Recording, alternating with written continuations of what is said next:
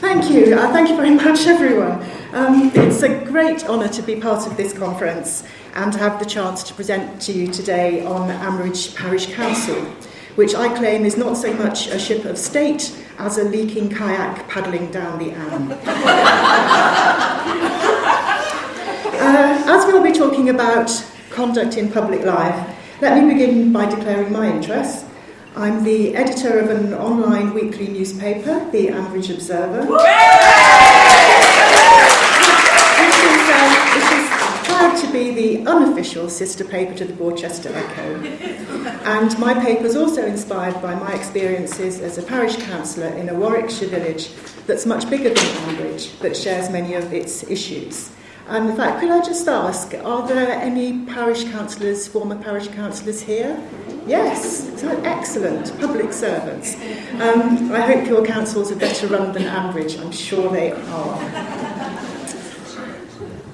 So here's a quick overview of what we'll consider in the next few minutes. First, we'll look at the role that parish councils in general, and Ambridge Parish Council in particular, play in local government. We'll then describe the democratic deficit in parish councils and how this informs the election of Emma Grundy in 2017. Then we'll review some alarming breaches in standards of public life in Ambridge. And finally, we'll propose some urgent actions that I argue must be taken to reform the council and prevent this fragile edifice of civil society from collapsing into anarchy. The popular view of parish councils is that they have little power, few responsibilities, and a very limited remit. I thought that until I attended parish council training and was very excited to see this message. Parish and town councils can do almost anything. To be precise, parish councils can by law do pretty much whatever an individual can do, and it's all down to the Localism Act 2011. Emma Colvin of Oklahoma University describes the Localism as a unique political project and one of the most radical policies of the coalition government formed in 2010. According to Eric Nichols at the time, it was intended to lay the foundations for the Greek society, whatever happened to that, involving local agencies in ensuring the well-being of their local areas, enhancing democracy and reducing state spending. So what does this mean in practice? Well, there are only 3 areas in which parish councils are not able to make decisions. That's health, housing, and bizarrely, museums. So Neil Carter will not be allowed to indulge his dream of a history of pig husbandry next time. Traditional responsibilities oblige a council to provide allotments, to manage a burial ground, if required to, and also to maintain the church clock, if the church refuses to do so. We have no record of this being an issue between Ambridge Council and St Stephen's, but never say never. But thanks to the Localism Act, parish councils are encouraged to earn income, to own buildings, to award grants, and to commission services such as street cleaning, maintenance, community transport, and Christmas lights. They can even run a community pub, but don't tell Kenton and Jolene. Of course, you'd expect there to be some structures that control the powers of parish councils, and there are, but not as many as you might think. To exercise all their powers under the Localism Act, parish councils must possess the General Power of Competence, or GPC. Without this, they have much more limited powers under different legislation. There are 2 main GPC requirements. The clerk must be suitably qualified, there's a responsible financial officer who may be the same person, and 2/3 of councillors must be elected rather than co-opted. We'll look at these in regards to Ambridge Parish Council in a minute. And as you'd expect, parish councils must have a set of policies, including standing orders, and comply with all relevant legislation and codes of practice. So much for the legal constraints. What about the more practical ones? Well, as someone called Nick Clegg once said, without money, power is meaningless. There are about 10,000 parish councils in England, covering about 30% of the population, mainly in rural areas. you can see the amount of money they raise through the council tax ranges from a huge £3 million to just £18, which of course reflects how many or how few households there are in the parish. In practice, in many parishes, the budget is modest. District councils can't refuse a parish council's request for the precept, but councillors who live and work in their parishes are reluctant to burden their family and friends with heavy bills. So how does this framework inform the status of Ambridge Parish Council? Well, as you can see, we know very little for sure about Ambridge Parish Council. We can guesstimate that it has a precept of between £5,000 and £10,000 a year, but we don't know what other income streams it might have, such as rent from the village hall or from the cricket club. We're not even sure how many councillors it has. There must be at least 5, but there's no maximum set out in law. We don't know if the council has the GPC, and we don't know whether it has proper policies and processes in place. We do know that documents are posted on the village website, but this can be haphazard. We saw recently that Jennifer Aldridge hadn't put up an agenda because she was busy making a game pie.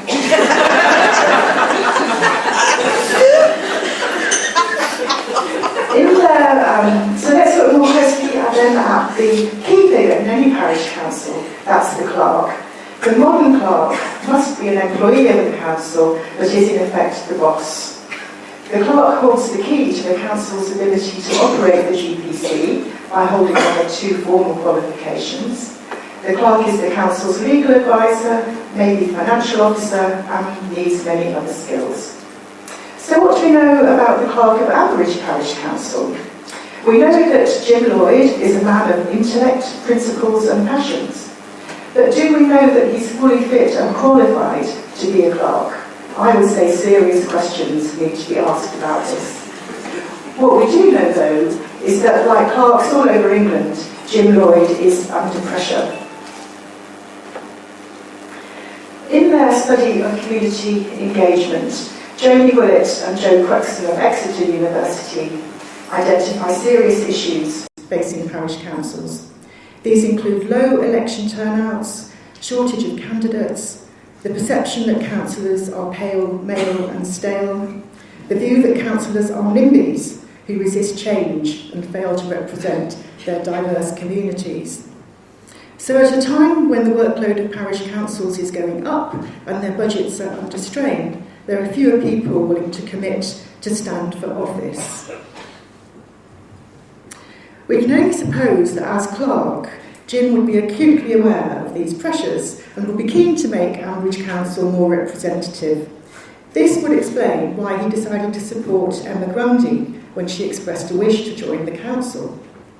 As you may recall, the chair, Neil Carter, was happy to co-opt Robert Snell, who could be described as the pale, male, stale candidate. But sorry, Robert, I love Robert. But Jim instead showed Emma how to call a by-election instead, which, after a lively campaign, Emma duly won. So far, so good. But as we've seen, there's no cap on councillor numbers, so the council could have co-opted both Robert and Emma and saved the cost of a contested election. That said, the election of a young working mum is a positive development, and as Neil remarked, the voter turnout doubled, suggesting that more residents than usual were engaged in the election.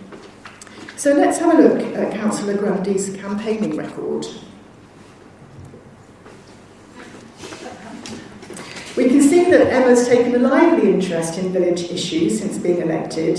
One of her first campaigns was to complain about the display of baked beans in the village shop, with only the expensive brands being placed where her children could see them.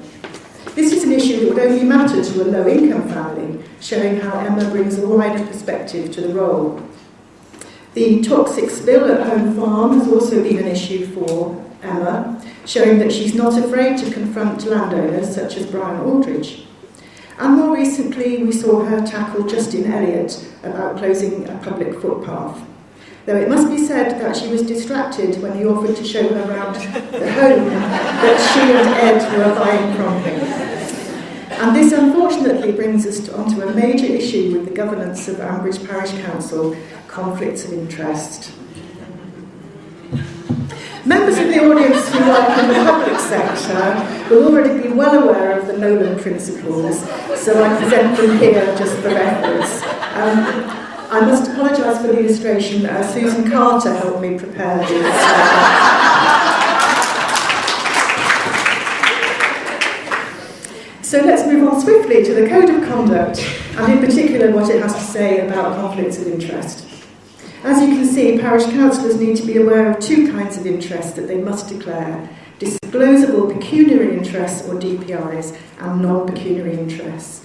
For obvious reasons, pecuniary interests are viewed more seriously. More recently, parish councillors have also been asked to declare if they belong to a political party, which is not necessarily has been well received in all quarters. However, councillors with a DPI in a topic that's being discussed must declare it, they must leave the meeting, and they must not vote. The Code of Conduct is there to ensure that there's no question or perception of councillors having their snouts in the trough.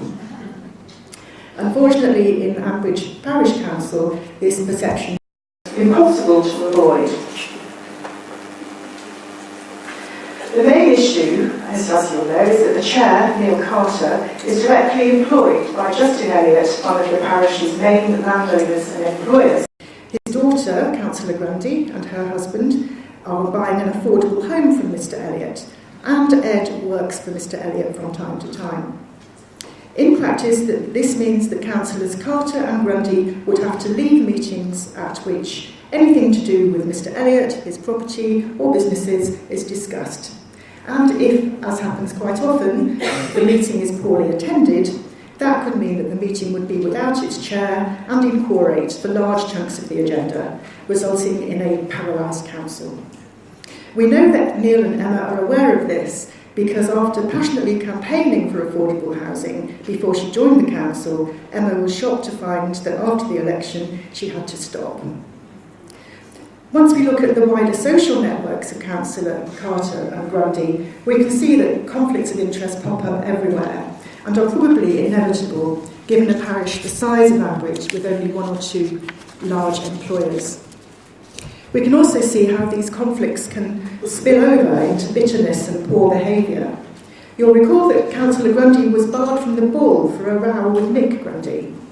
A shouting match over a packet of pork scratchings is not a good look for a parish council. And you'll also recall that Neil's employee Hannah Riley crossed swords with Emma, accusing her of jumping the queue for the affordable housing. So, to sum up, it's clear that Ambridge Parish Council represents a major stake for Borsetshire District Council. We have staff issues, conflicts of interest, admin problems, poor behaviour and financial irregularities. So what can be done to steady the ship? The priority must be to put the council's governance on a proper footing. To that end, Borsetshire District Council should send in a crack team of auditors to check the finances and procedures. Second, all parish councillors should undergo training on the Code of Conduct and agree protocols on how they're going to manage conflicts of interest, especially if they involve the chair.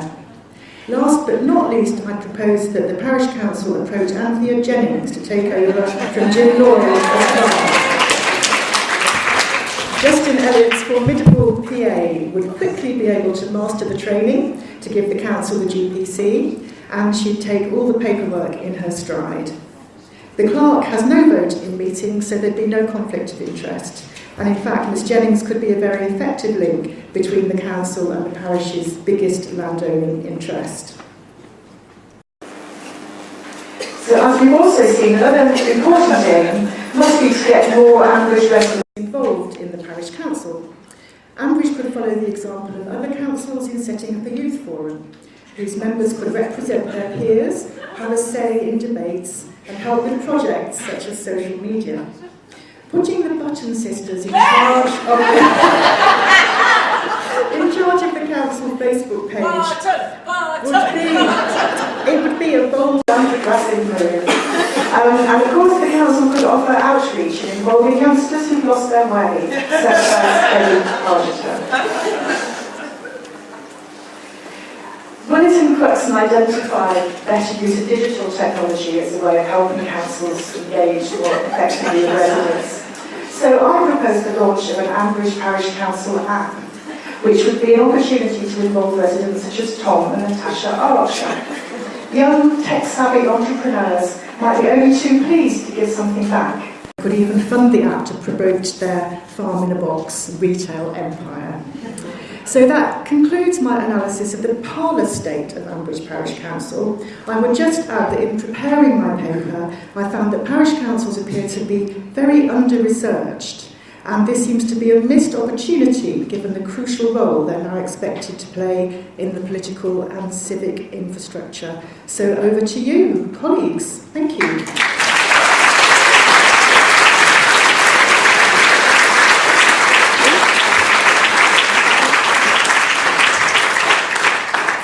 Questions for Christine? No, I've got this one.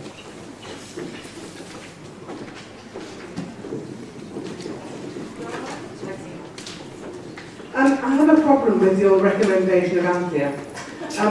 My first encounter with parish council politics was in Nottinghamshire, I won't say where the then parish clerk was himself the major developer in the village.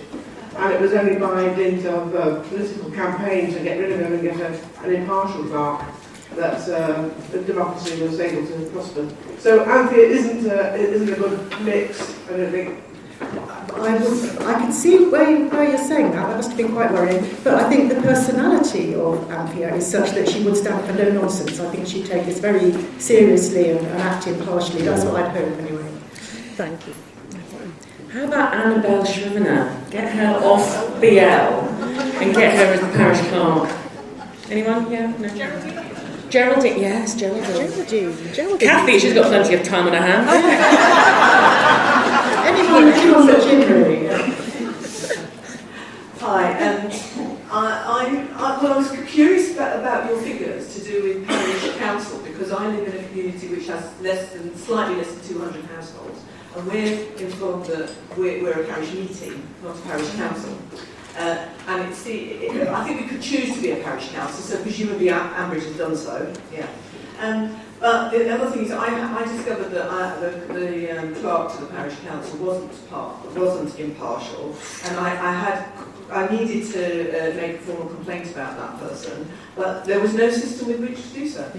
I was told that it was just tough, and we just needed to vote him out. But that should be, via the district council. But you see, I think this is, lots of a rich theme with more parish council politics in Ambridge. I think they skimmed the surface, really. In fact, I think they could do an entire, Christmas episode of an hour and a half, which would just be the council meeting. I think it would be fascinating. Hi, how do you think Ambridge Parish Council is dealing with GDPR and how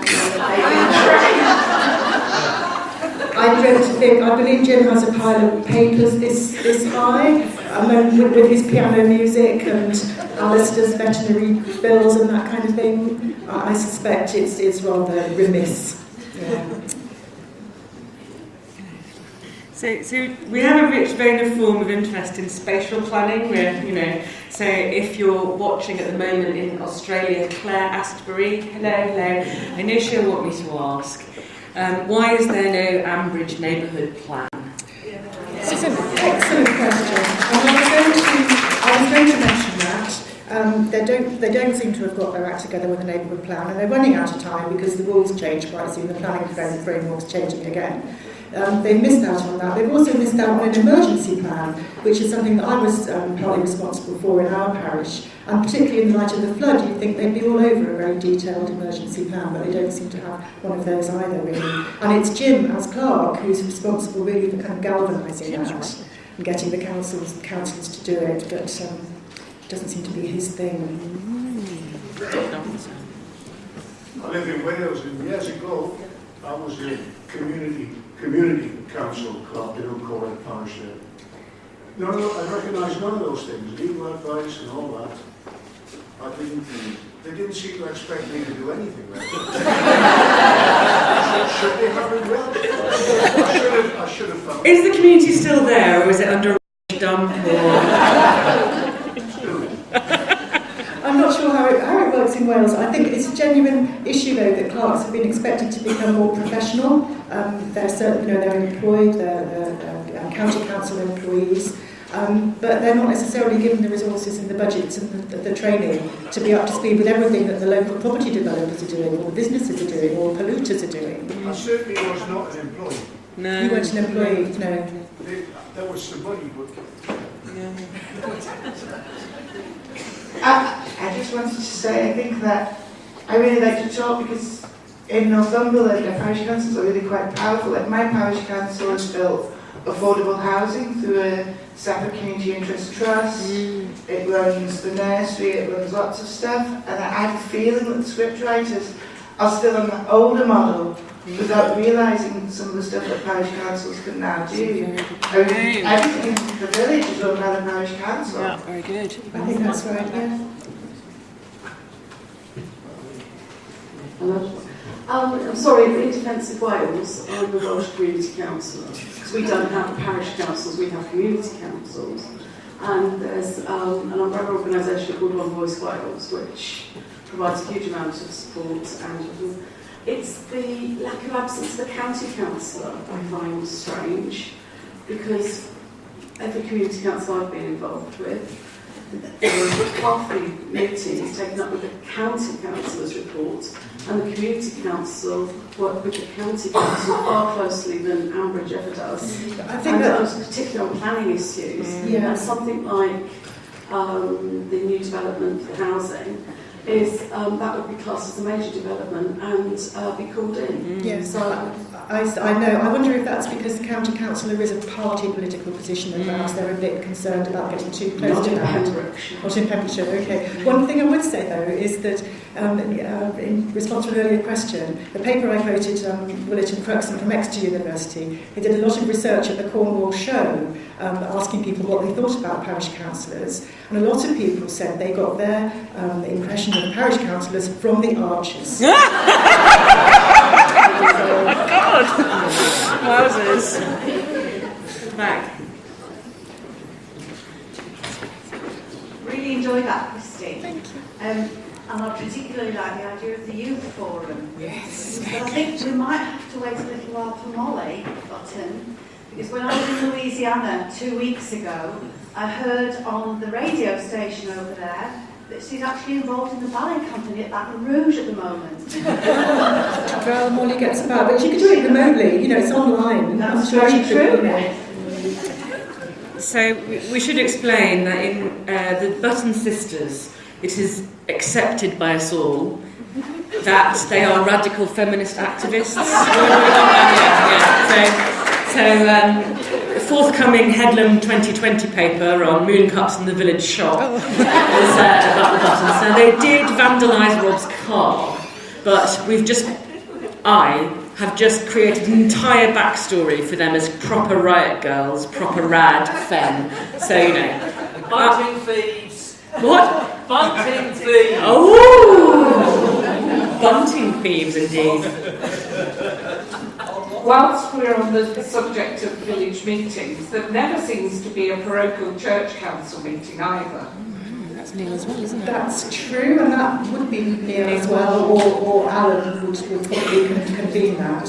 Obviously, they're two quite separate organisations. But the parish council is supposed to have an annual parish meeting, quite separate from its monthly meetings or however. And they don't seem to have one of those either, which is, again, a sort of, in a crisis they do, but they don't have a kind of a get-together. So there might be a connection there for Olivia, actually, if the parish council were able to instance your kind of PR reboot around these issues, we could really be getting somewhere. Absolutely. Right, what time are we on? Oh, no. Yep. Hang on, I'll give you this one. Sorry, I'm just standing at the front now. Never apologise for yourself. You're standing at the front. Yeah. My question would be about the youth having a subsidiary youth team, how would you galvanise and motivate that? Because my understanding is from being from Suffolk, where they try to do that, is that it happened for a bit and then ultimately just kind of faded away. I don't know. Well, suggestions welcome. I was thinking free pop and crisps and things like that. Free pot?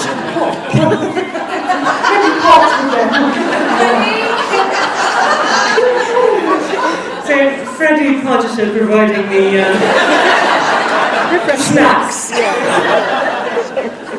No, I think genuinely giving them a platform, giving them something to do, giving them making the chance to make a difference, that they're not just there to chat, they can actually do things. I mean, I think some councils actually have done this. They have got their young people along to help them set up their website or their Facebook page or Twitter account or whichever. I think there would have to be a few constraints if Ambridge Youth did it, but that's the case. That's what's been shown throughout. Very few people do come forward. And it is a bit of a problem when the government is kind of relying on these local bodies to kind of do all their work for them, which is what's happening. So, Christine, that was amazing. Thank you very much.